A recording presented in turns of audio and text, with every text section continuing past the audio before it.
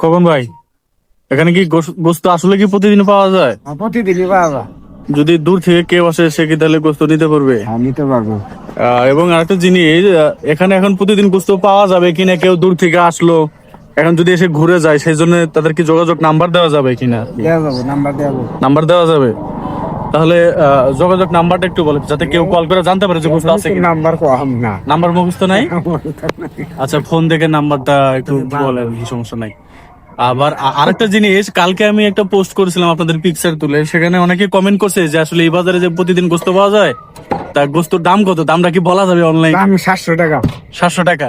যদি দূর থেকে কেউ আসে আরো কি দুই একটা কম পাওয়া যেতে পারে কিনা কেউ? গাড়ি ভাড়া 10-20 টাকা, ওইটা দেখাম না। আচ্ছা, কেউ যদি বেশি করে নিতে চায় তাহলে আগেই অর্ডার করতে হবে, ফোনে অর্ডার বলতে হবে। করতে হবে।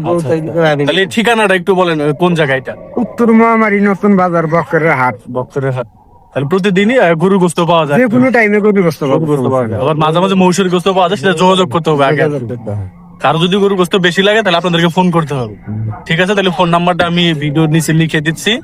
আর আপনারা শুনলেন, এটা হলো উত্তর মহল নতুন বাজার বক্করহাট, প্রতিদিনই গরুর গোস্ত পাওয়া যায়।